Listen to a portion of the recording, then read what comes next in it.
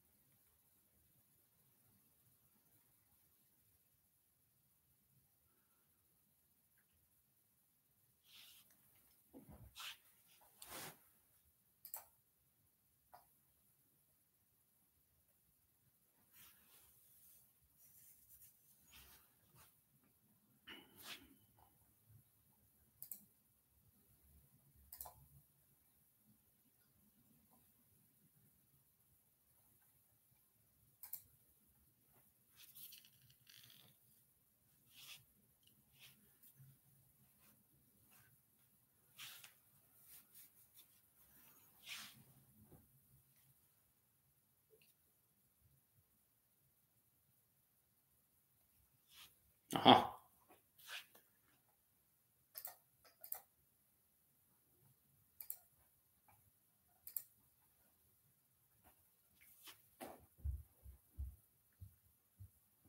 I imagine you're still waiting for some people to join. So whenever you think everybody's here, just drop a message, I think.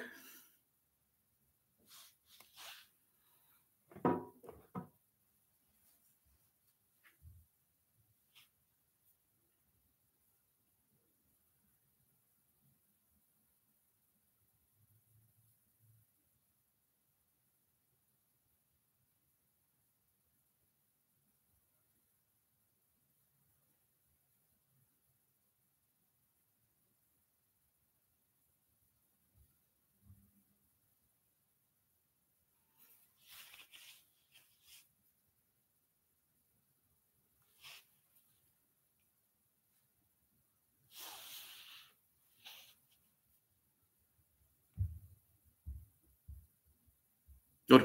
All good. I guess we can start. First things first, I think the technical issues, if there are any, let me know if you can hear me. I think so. But can you hear me?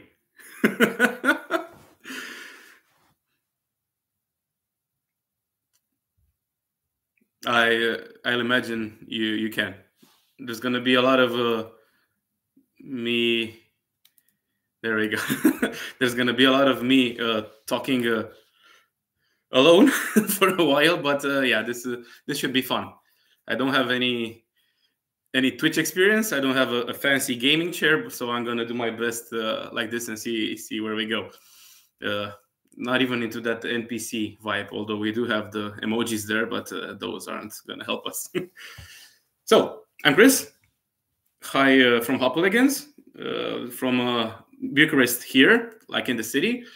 The brewery is a bit outside of the city. It's pretty much like a stone's throw away.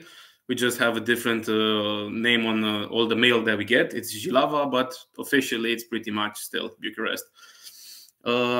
We opened up in 2016. There was 3 of us, and starting on a bit of a bummer note, one of the first guys died, and in a few months after we started, and then there was 2 of us, the same 2 people that are still in charge now. It's me and Mircea, the other hooligan. Yeah, a bit of a bummer to start with, but history is history, so all the information has to be out there. We all had backgrounds in craft beer, of course, before. A lot of homebrewing, a lot of going to festivals. You can imagine what we had over mostly MPCC, like big ones that still survive now, stuff like that.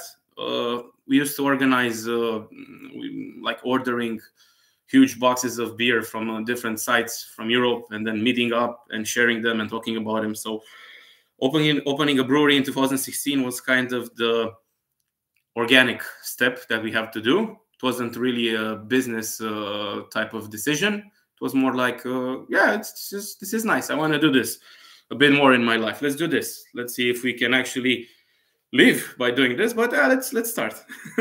So yeah, Hop Hooligans started in 2016. Simple. Hop Hooligans might be a bit of a cringy name now if you think about it in the current climate, but Punk IPA was cool then, so at least you got that. And we really loved hoppy beers. There was a lot of West Coast there, and New England IPAs were just starting up. So we said hop in the name had to be a definite. So there we go, Hop Hooligans. Hooligans meaning that we didn't really want to limit ourselves. We would do whatever we wanted to do. So that's why now, after quite a few years, let's say seven and a bit, yeah, 7 and a bit for sure, because we had the anniversary, we kind of delved into pretty much any different style that we could think of. We do from smoked lagers to barrel-aged stouts to barrel-aged barley wines to smoothie sours to we even had a nice small project of wild ales, the Trial and Terroir. And yeah, we'll see what next week what we can do next. I could talk a bit about the craft beer scene in Romania in general. Let's say when we started at the beginning in 2016, it was just popping up. Like maybe you had 2 or 3 breweries in total. Let's say 5. Come on, let's not overdo it. But some of them were more like independent breweries making regular stuff. Not a lot of IPA brewing in 2016. But then it kind of started. There was a nice uphill, slowly hitting a plateau. And then with COVID, things got a bit more chaotic. But more on that later, I would say. I would say that those are pretty much the main points about Hop Hooligans as a brand and as a team. There's 9 people involved, which includes office work, a brewery team now. We like the main guys used to brew in the beginning exclusively, but in time we had to make a team to take care of the paperwork and the other stuff on the side. So in total, there's 9 people doing whatever needs to be done to keep this boat floating. And that would be pretty much it from the top of my head. If you have any questions about the operation in general, about anything else from the history, which is the most boring part of the whole hour, I'm here to answer. So I'm going to give you a few seconds on that. If not, we can start the fun part.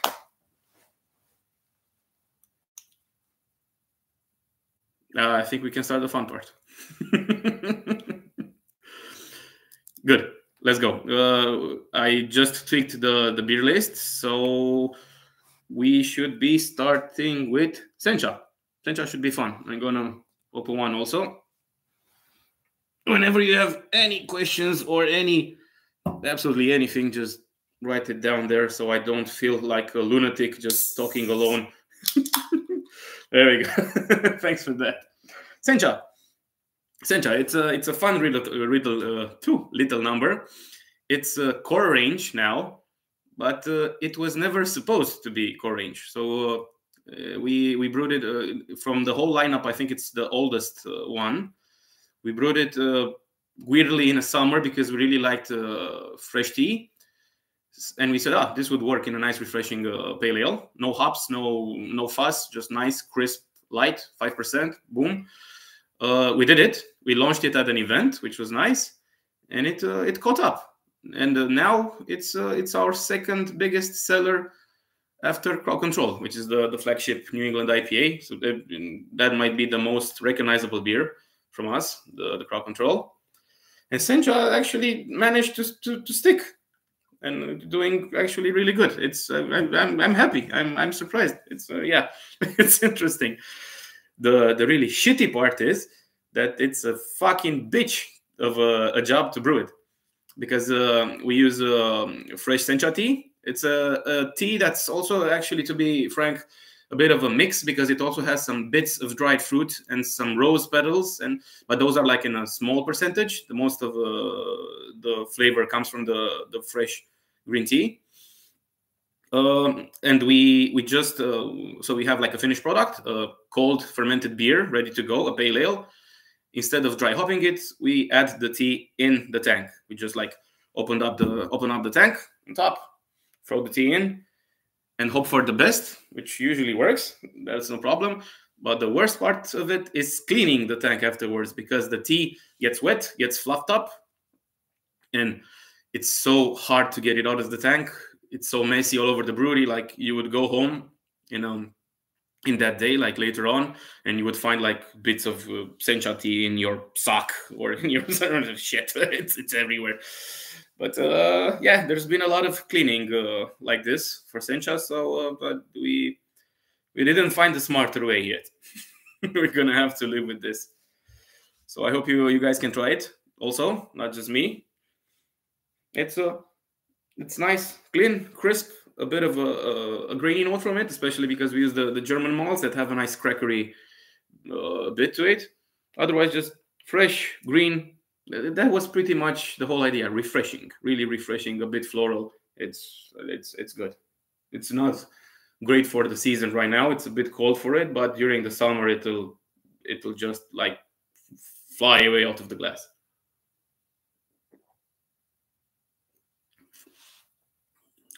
Yep, that's how it's always been. No changes there. Pretty much one of the most consistent beers ever. If you would think that hops change, like from harvest, from different crops or stuff like that, this tea has been pretty much like this all the time. It's a nice thing. Cool. I think that's what I had on sencha. So if you have any questions about this little number, I'm here to answer them.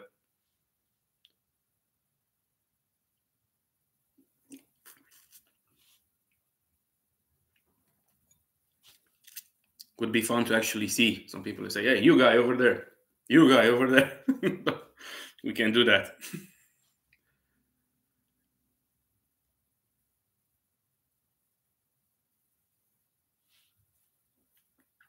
I can, however, finish the beer, which is gonna be interesting.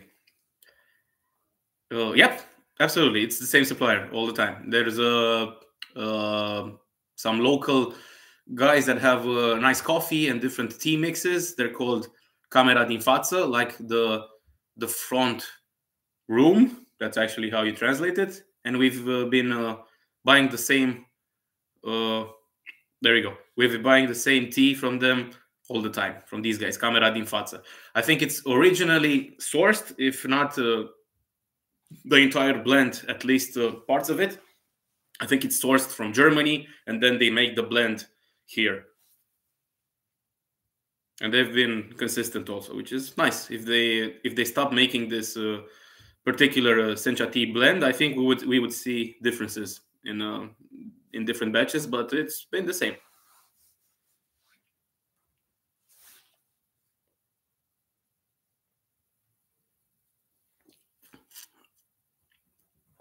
Yep, we do use a lot of tea from time to time. We love the hibiscus. We tried hibiscus quite a lot of times, and it's really nice because it brings a lot of a red color to beers. We tried the Lapsang Suchong, the smoked tea in an imperial stout. That was really, really nice.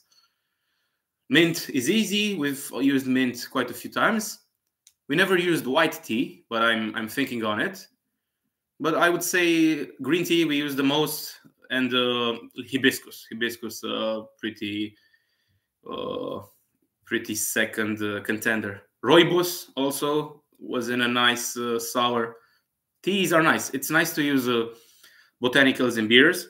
In pale ales, in sours, they work really well. It's like a nice alternative to hops that can actually bring way different aromas, which it's interesting. It's I will do more of that. We like to experiment a lot. So yeah.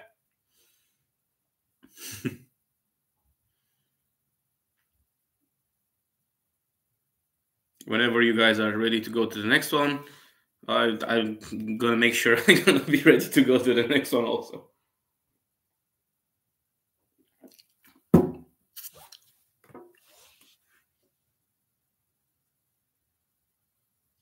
Stressless it is. Let's go to stressless.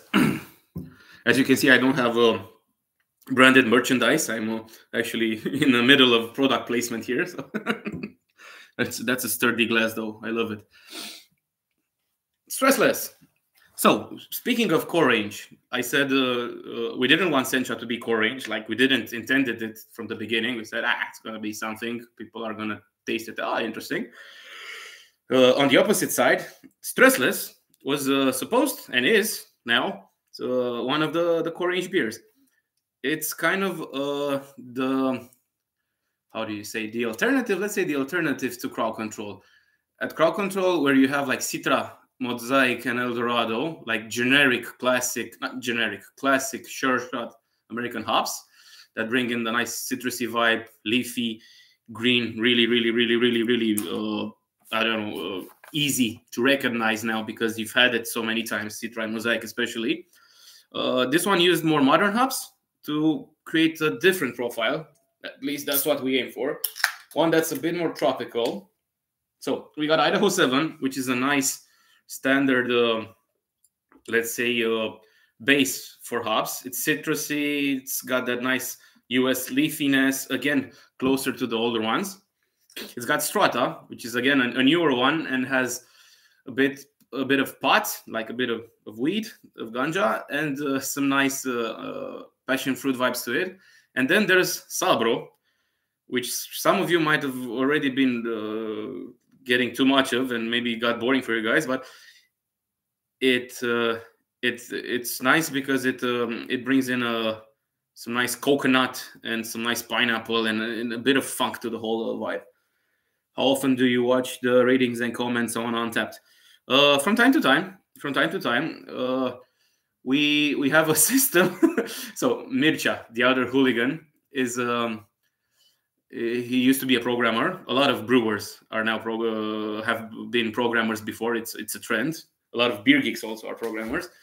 So and Mircea, coming back to him, he made a small bot that whenever we have a really small rating, like I think under two, the bot answers, "Hey, was there something wrong with it?" Especially if it's not, if it's just a low rating and it doesn't say like why, maybe a small text or something. It says, "Is there something wrong with it?" So we can actually check that out and find out if something's wrong. If there's something, I don't know, a beer that's gone bad in some place, or maybe something like that.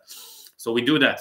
If something escapes our eyes, our sight, we at least got that small bot that gives us a reminder to check out on whatever beer is in any different place and is maybe in not tasting as it should. I hope that that's a good answer. So yeah, we do keep our eye on the beers, but we don't brew beers to get ratings. We brew beers to I don't know, to brew good beers, to put them out there. Ratings are a different story aside.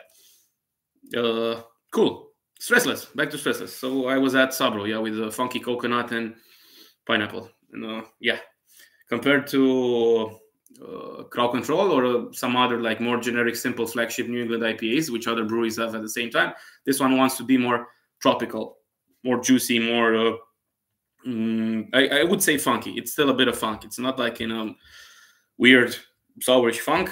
It's just funk. Some people detect it as a different way. Some people say you can get a note of white carrot from it. Some people say there's like some almost something like dill, a cooking herb. But it's yeah, it's gives you space for opinions.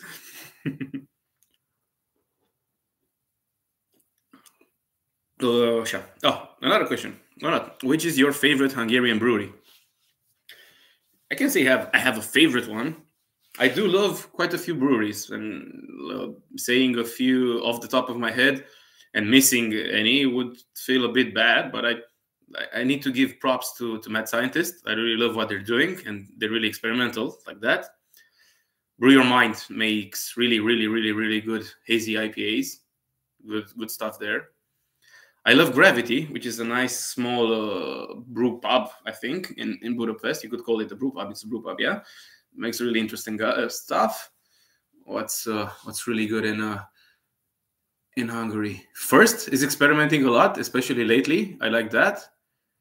And like I said, trying to make a list, I'm probably missing breweries now, and I shouldn't.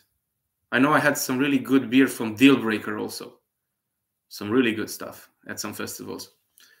So yeah, but if you would ask me like a gun to my head, like say, oh, what's your favorite Hungarian brewery right now in this moment? I would say Mad Scientist pop up in my head first, because I've tried a lot of stuff from them, and I love this experimental type of brewing that they do. They go to weird places. It's beautiful. Yeah. Not much about Stressless. I hope you're trying it out. I hope you're liking it. I hope you like it. And if you have any questions about it, I'm here to answer. A fun thing about Stressless is that it's actually a really nice piece of good advice that we don't really respect. But yeah, Stressless would we should make more T-shirts with Stressless just to keep it as a reminder. Otherwise, the recipe it used to have also El Dorado at the beginning. It used to have four hops, but it kind of felt like the fruitiness from the Strata and the Sabro were enough, and El Dorado wasn't really bringing anything to the table, so we narrowed down the hop list, which works good. But otherwise, no changes. And yeah, it's always been a nice, juicy tropical IPA. These were the hops. We're happy. It's pretty consistent, but if we're looking at hops compared to the green tea from Sencha, you will have small variations and different aromatics from different years of the harvest, from a special hand-selected or not crop of hops. So there's a bit of a wiggle room there. But we don't do these changes because we want to. Maybe we play around with the water profile, so it's a bit more soft or a bit more low pH, so it brings out a bit more bitterness. But those are really, really tiny tweaks that don't really change the overall vibe of it. What about the commerce Hungarian beers? Soproni Borsodi. We have those here in the supermarkets also. They pop around from time to time. They're pretty much like Romanian macro lagers. If there's nothing good to drink, I guess you can pick it up. But they're a different business, if you ask me. So I know in Hungary they might be a bit more aggressive, like they want to integrate IPAs and more craft ideas into their whole business. But over here, they're doing their own thing, like 2.5 or 3 liter big PET bottles of lager, and that's their job. I don't mind. But yeah, I don't have a huge opinion on that. To each his own. Any other stressless questions? Because I am stressing out right now. No, I'm not.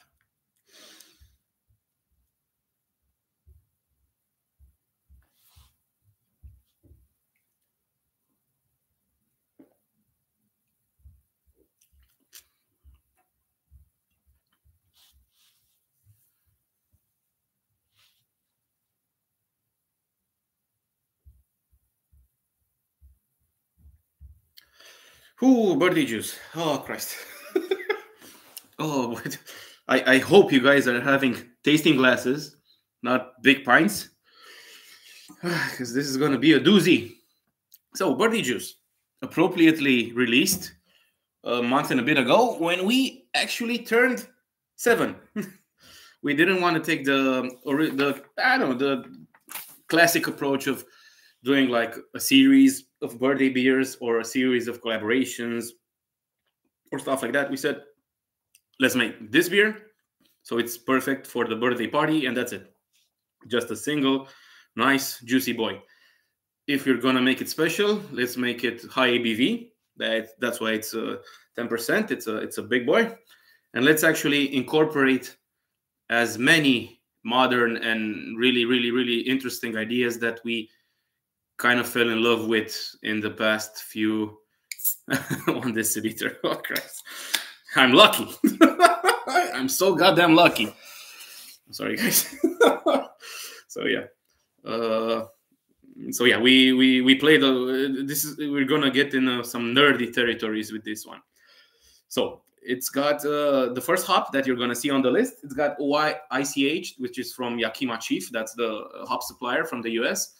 303 trial, which is a mix of, let's take it one by one. A mix of phantasm powder and cryo hops.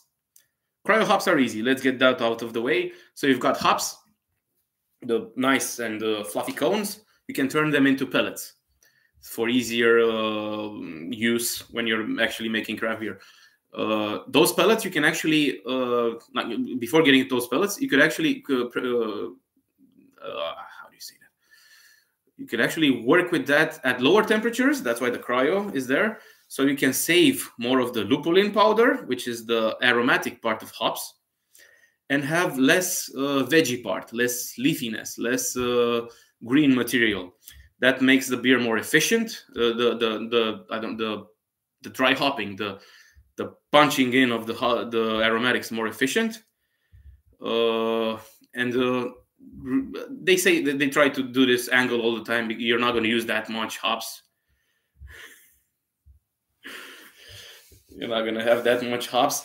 So you're not going to have so many losses. But the most important things with cryo hops is that they're more intense. So you have the intensity from cryo hops and phantasm powder. It's a new product that some guys from New Zealand, Garage Brewing, actually came up with. It's a Sauvignon Blanc grape peel powder that it's they make it in such a way that you can actually milk out the feels from it. So it's gonna work differently with the yeast and the hops involved in there. There's a bit of biotransformation. There's a lot of chemistry mumbo jumbo, which is boring to say, and I might not have it here on hand right now to not make a fool of myself, you know. And it should actually amplify anything that you use with it. It's not something that you can use instead of hops. It's something that you can use with hops, like an upgrade, like a perk, something like that. It works. It's nice. It's also a good idea to use it with wine yeast. That's why this one has a regular London Ale free yeast, like for a juicy IPA, and also a mix. It was blended with wine yeast. Another hazy boy. There we go. So we have, I told you about the first one on the list, the ICH 303. That's the one that's doing a bit of magic in here. And then, being an anniversary beer, we really wanted to put all our, favorite hops at the moment that we really, really love, that this year they really blew my mind. Our mind, the whole team's. Nectaroni is beautiful. It's absolutely beautiful. It's from New Zealand also. It's got huge tutti frutti bubble gum. It's really, really good. Pacific Sunrise, again, on the fruity side, but more mellow. Some like honeydew melon notes, peach, apricot, really, really nice, round, juicy stuff. Motueka is also insane. It's like the new Nelson on crack. It's got like white grapes. It's beautiful. And Brew One, although it's usually a bit harsh, used in smaller quantities, it adds a nice pineapple, acidic, zesty edge to it. So we used also a bit of that. That's the boring part. The really fun part about birthday juice is that it's really fun to drink, because even if it has 10%, I don't think you can feel it. It's a dangerous type of triple IPA, because you could down it pretty quick, being so juicy and fruity also. Not overly sweet, just hopefully I would consider it balanced. So it's dangerous. It's it's totally dangerous.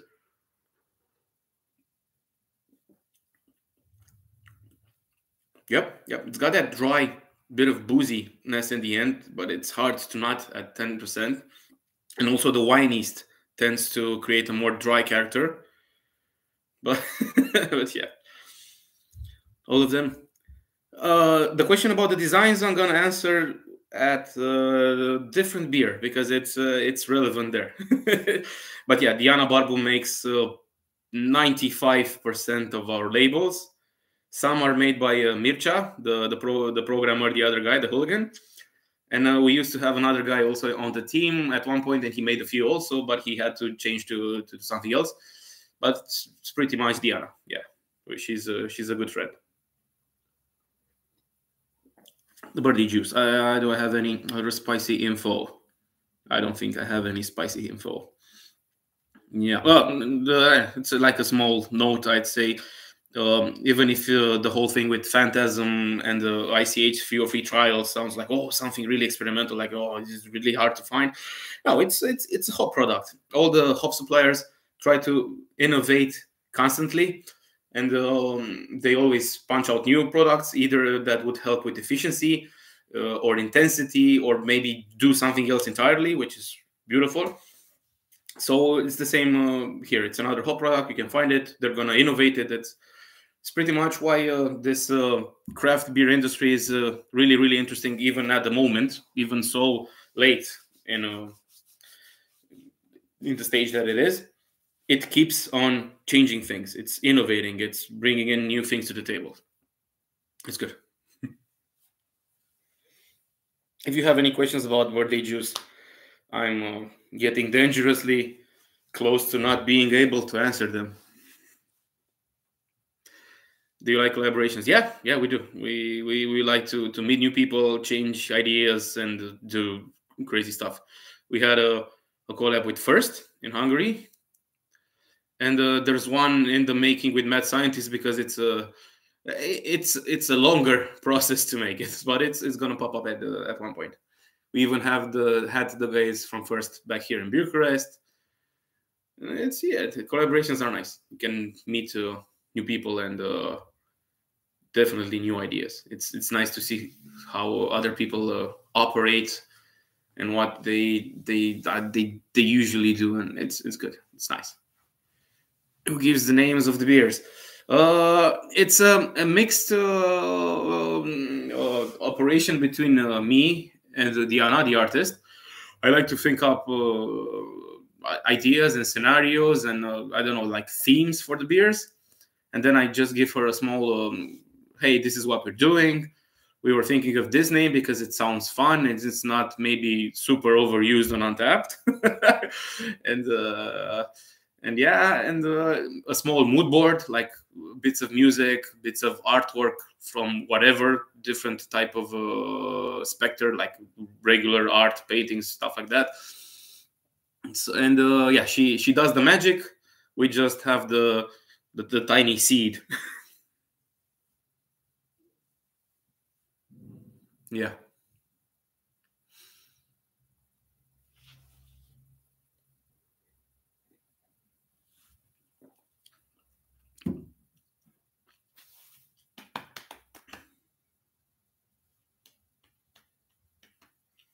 This would be a good time to actually be an NPC type of thing, because I would be able to do random shit for emojis.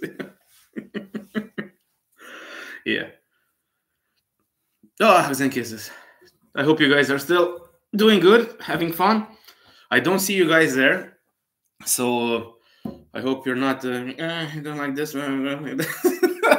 If so, I'm sorry. But if I can help you with the experience in any way, I'm doing it. Is the designing outsourced, or do you have it in house? She's not she used to say. She used to live in another city. She's now in Bucharest, but she's not at the brewery as a salary woman. She's a friend of mine, and we collaborated from the beginning. And she's doing different things also on her side. She's an artist, but I could call it in-house. It's pretty much in-house, but it's not a company that we paid for to do our branding. It's really personal. I treasure that. 05 or 033.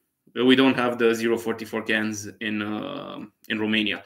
We can import them, but we always wanted to use local cans, so we stuck with 05. And soon we're gonna. I'm sorry for being so burpy, but it's been a long day. Soon we're gonna only have 0.5 cans, so that's gonna be fun. Maybe also some bottles for some special stuff. We'd like to transition to that also, but we'll see when we get there. Hugs and kisses. There we go. Hugs and kisses. That's so nice. I'm sorry if I'm throwing my eyes from time to time to the paper, but I need some pointers because I'm not good at this. So Hugs and Kisses. It's a collab with Van Mol. You might know them from Netherlands. They're OGs in this game. Usually really good on heavy beers, barrel aged stuff, be it sour, more on the imperial stout side, more on the wacky side. I love their beers for a long time. They also have their own festival, the Van Mol Fest. We did a collab with Erwin Van Mol. He's the main guy over there in the Netherlands, and we also invited him over here for a collab, which was really nice. Speaking about collaborations, why we do like collaborations. Erwin actually came personally. We did the brew day, which was the same thing in the Netherlands. We didn't just like show up, hey, brewing a beer, took some pictures, had some fun, whatever. We actually had the whole brew day from start to finish, which was really nice. The same happened here in Romania. And then we also had a tap takeover on the side to have some nice Van Mol beers for the Romanian public, which was really nice. And yeah, we brewed this. In Van Mol tradition, we wanted to make a really strong beer. We went with wheat wine, which is like a barley wine, but with more wheat. So it's going to be more creamy, bready, fluffy, maybe some notes of banana bread in there. And oh, thank you. No, that's how the NPCs feel. Yeah. And Christ. And we thought about making a white chocolate wheat wine, but there's two ways of doing a white chocolate wheat wine, or white chocolate whatever. You can take a white chocolate extract, which is going to be good, tasty. People are going to recognize it like from the usual industrial candies, like, oh, that's white chocolate. Or the way we wanted to do it, like actually not taking the extract and go the easy way, we reconstructed it. So we got cocoa nibs, which even though if you imagine they're dark, they're not going to imprint any color. So they're just going to bring in the chocolate flavor, like in the background. Vanilla is always good. We use vanilla a lot. That's beautiful. And we also wanted to bring it a nice fresh aroma part to it. So we added cardamom for a nice citrusy, small pinch of zestiness. It's we're really happy with it. It's yeah, it smells like white chocolate, if you ask me. I'm not gonna say anything else. White chocolate and nice, really sweet bread. Again, a heavy boy. I think it's 12. Oh, it's 10. Still. But yeah, it works. It was supposed to also go a bit of it to the Netherlands. Fun fact. But the pallet that it was on, we usually sell to the Netherlands like once a month, something like that. And Van Mol also wanted a bit of this to the Netherlands. The pallet that it was on was absolutely destroyed. Like absolutely destroyed. Like cans crushed all over the place. So the beer didn't go there anymore in the end. So we're gonna send some anyway on a future one, but yeah, it didn't hit Netherlands yet. Who are your biggest rivals in the Romanian market? To which country do you export the most?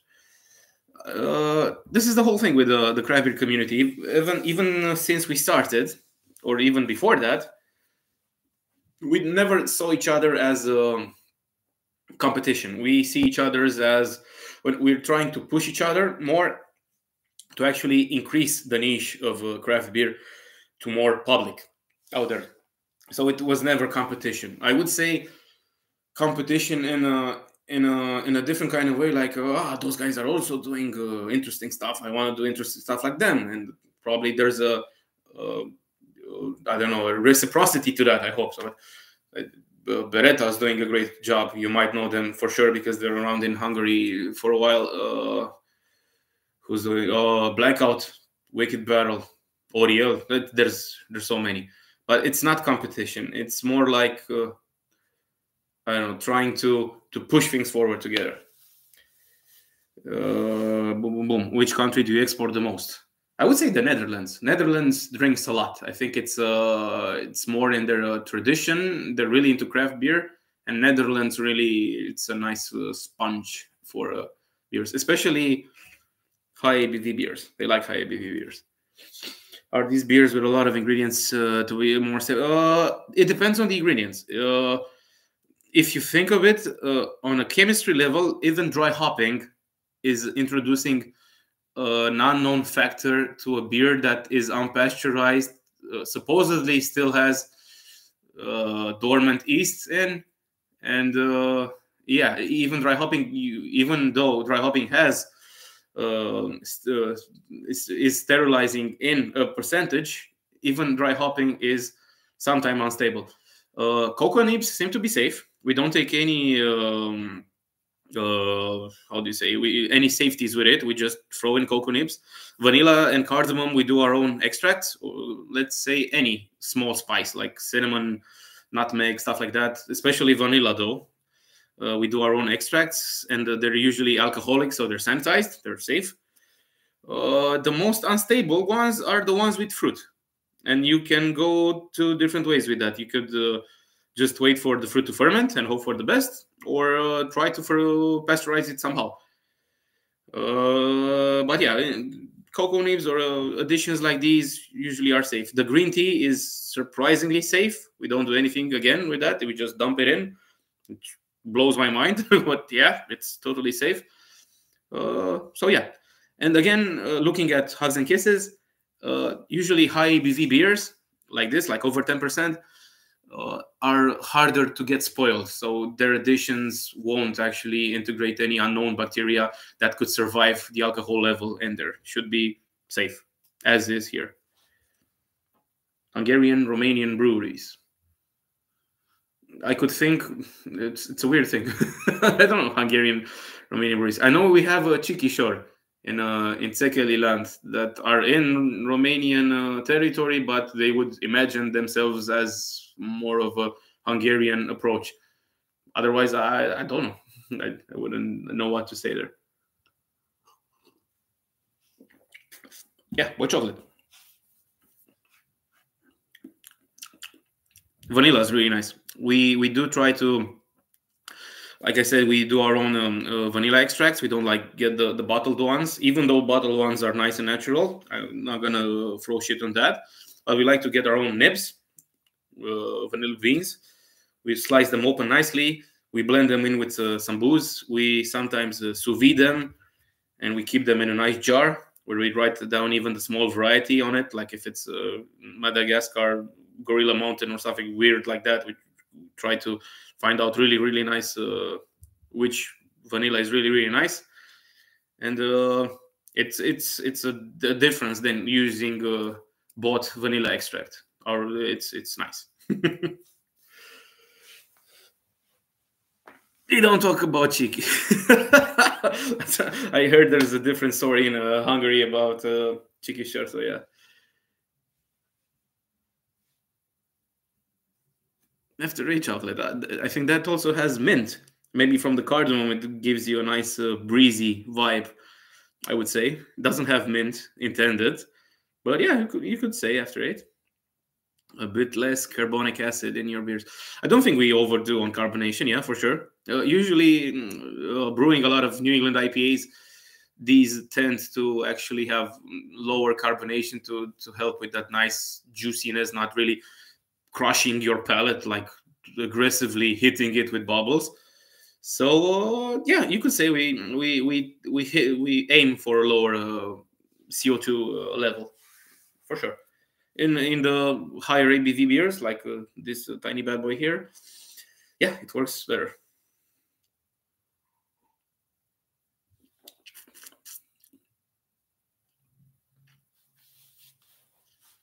We do talk about Chikișor. Right. Any questions about Hugs and Kisses? I don't think I'm missing anything. Talked about the cardamom, boom, boom. Cocoa nibs are also hard to clean, like sencha tea. Again, a pain in the ass, but what can you do? There you go.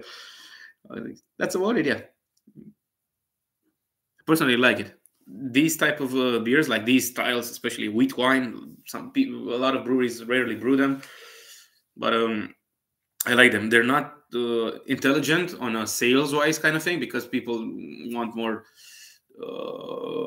maybe like a peanut butter imperial stout, a nice hazy double IPA, stuff like that, more sure shot. The wheat wines are a bit more for experimental, let's say, events. But I like it. It might be a bit from the homebrewing background because you keep stuck with that mentality to try that, try this, add that. Cheers. Which is the strangest ingredient that you ever had in your beers?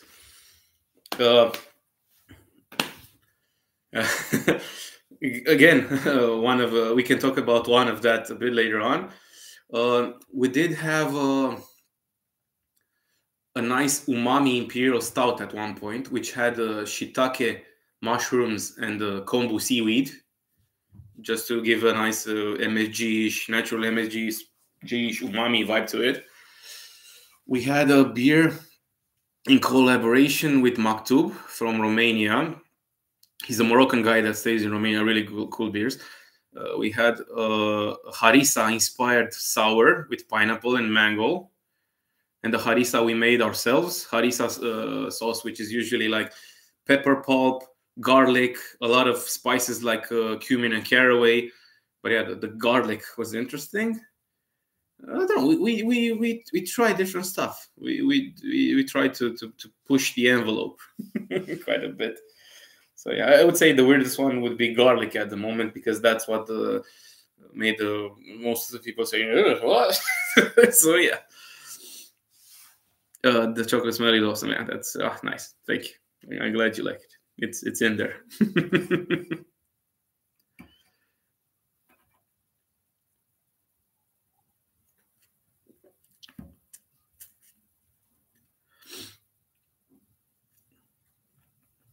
Dude, this is a Thursday, man. Take care. Tomorrow's Friday.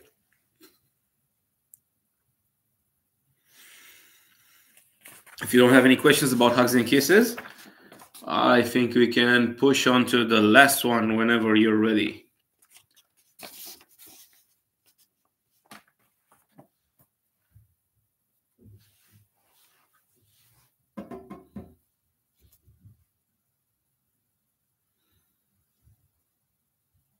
No, it's not awesome. It's a bit north of Borat English, but it's all right. It works. It gets things. People understand me, so that's good. But thank you. You shouldn't have.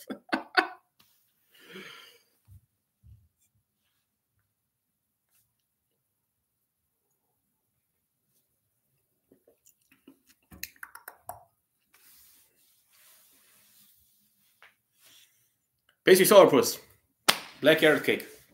First thing first, disclaimer: open it with care because it's a messy boy.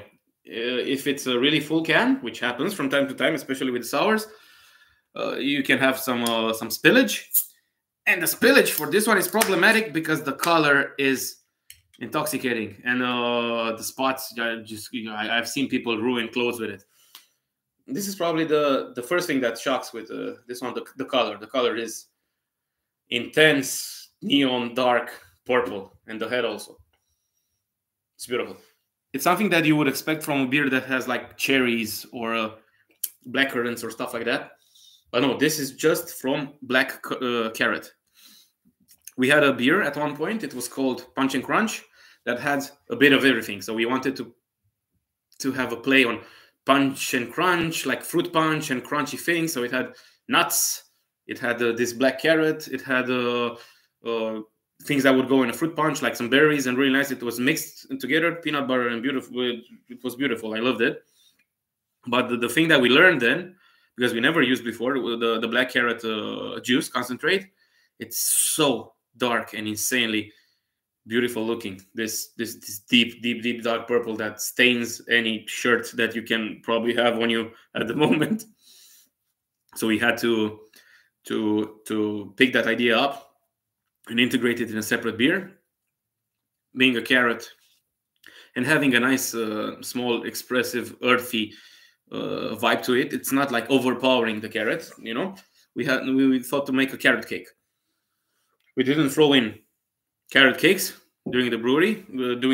I'm sorry about that. It might be disappointing. I know I've seen pictures with people dumping birthday cakes and stuff like that, and donuts and stuff, and we did that this time in the mash tun. But we tried to recreate the carrot cake, this time black vibe. So we used the black carrot juice concentrate. We used the mix of 2 different vanilla varieties. Again, extracts that we do on our own. It's Madagascar and Uganda this time. And I think it's got nutmeg, and that's it. And cinnamon. I'm missing something. Yeah, cinnamon. Nutmeg and cinnamon. There we go. Nutmeg and cinnamon. So it's a pastry sour, but we didn't. Obviously, we couldn't make it chunky from the black carrot, and we didn't want to use lactose. Also, we just wanted to make it sweet from the nice vibes of the vanilla.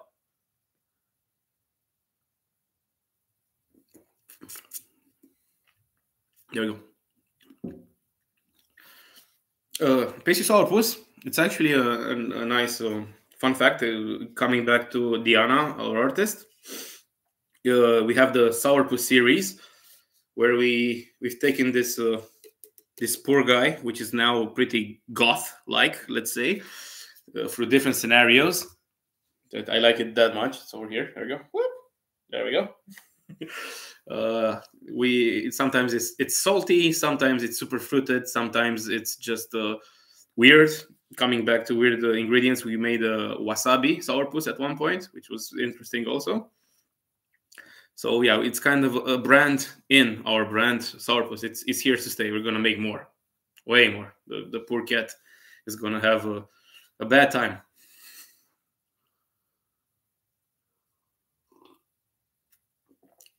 Yeah, back to questions. What is your best memory during these years that you're most proud of?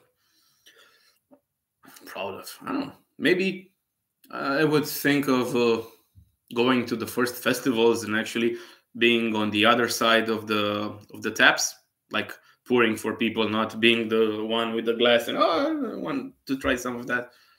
That was a nice change of vibe, yeah, for sure. Otherwise, I don't know. It's when memories. It's a type of business where you kind of black out a lot of memories. Not block out, blackout. But yeah, I would say that one's really vivid, like being at the first festival on the other side, having to see a huge amount of people just coming in, trying your beer, some asking questions, some not asking questions, some having an immediate reaction. That was really nice. I would say that's top, best, let's say, yeah.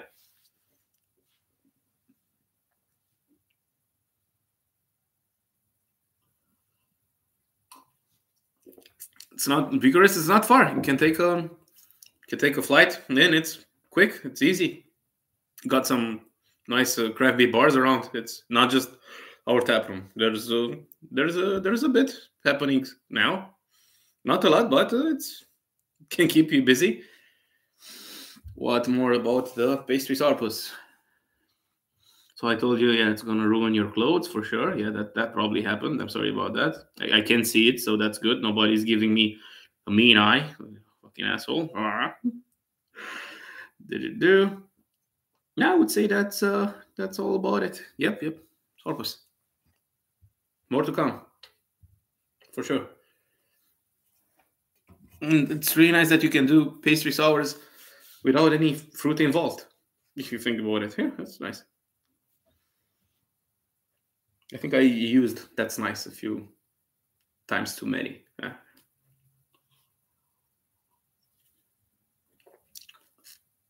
Oh, yeah, that works. So, any questions in general about any of the beers? Because you've been through quite a few. So, if there's any stowaway information that I have missed, I'm here to deliver. If not, I have a huge mission in front of me. Hell yeah. Yeah, oh, for sure. Resident Hell for sure. Hell yeah. It's coming. That's one of our favorite West Coasts that we did. We're really actually happy that West Coasts are actually having a revival, so to speak, because the market has been flooded, and we do the same. We brew a lot of hazy IPAs. It has been flooded with hazy IPAs. But now, whenever you see a random West Coast here and there, people seem to get back on track with that. So that's nice. It's nice. We still come back to the classics. A nice bitterish IPA, dry, nice, maybe a bit more resiny, like the Resident Hell was, obviously. But yeah, that's nice to hear. That's a really nice question. I think we're done. Oh, good. That's I'm not gonna bore you with anything else. I think this is it. Nothing about philosophy or bullshit. It's, I don't know. Have fun. This is what craft beer is about. Have fun. Try stuff. Try different stuff. Try whatever you can find. Don't have to be too anal about it. This is not like. If you like it, you like it. If you don't like it, you're surely gonna find something else that you like, for sure. Which is your favorite beer from Hooligans? I'm not gonna answer from other breweries because they're too many. It's weird. From Hooligans, I don't know. Favorite. Gun to my head. Fuck me. I really like Stronger Together. There we go. It's a nice New England IPA. And I like the Pink Boots blend. It's a hop blend that's always used there, but it changes year by year. And it's always been one of my go-to IPAs whenever I'm drinking something from Hooligans, which is not always the case. I like to drink beers from other breweries so we can actually learn more. Cool. You tell me when it's done, and I'm gonna punch in the end stream. Subscribe and like and share on Instagram and share on, I don't know. That's about it.